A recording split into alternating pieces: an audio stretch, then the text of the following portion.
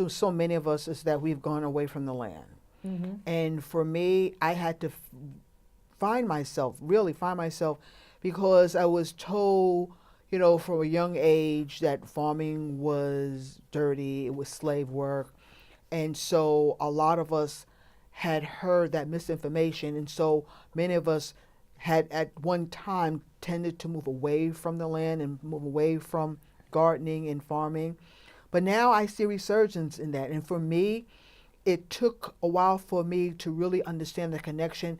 I was afraid at one time to think about farming and think about gardening until I put my hands in the soil.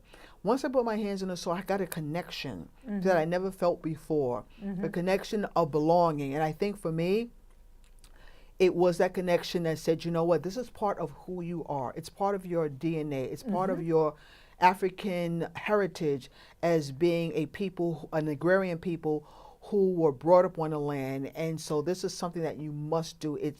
So for me and for so many people, gardening and farming has had a spiritual and healing property. And so I tell people who live in the city, I don't have a garden, but I tell people, if you have a windowsill, you can grow herbs. You can grow herbs.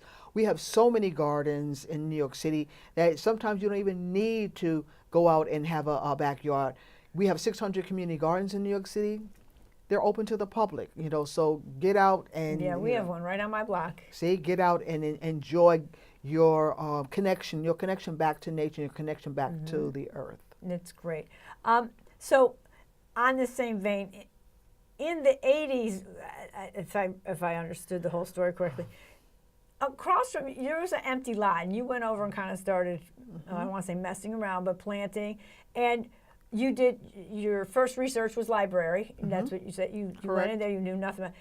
And then I love that you said the life-changing moment was tasting the tomato. Correct. And it set you in motion, that seed in motion, and you were drawn to the soil in the process of being outside and growing food. And that's how your process began. And I loved also, maybe you can share, your first crops were like eggplant collards and tomatoes, and I forget, there's something else, another leaf lettuce. Collards.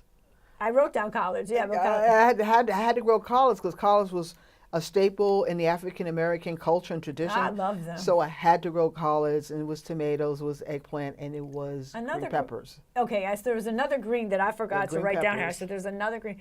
So you went to the library, you went out in the lot and started. What, did you have to bring something in to refurbish the soil, or how did you did it act okay for you? Well, I started in my backyard when I, moved to the Bronx in 1985. And that's a very cool story about how you got that house and everything. Right, and then from there, that empty lot that was there, that... you met up with you saw a gentleman out there, that's the one you guys cleared together. Correct. And you became the It became the Garden of Happiness. Yes. It became the Garden of Happiness, and it was believe it or not, one of 15,000 vacant lots that New York City had at the time, back in the late 1970s and early 1980s. And so there were people who could move, who had more affluence that moved, but people who could not move stayed and made them community gardens.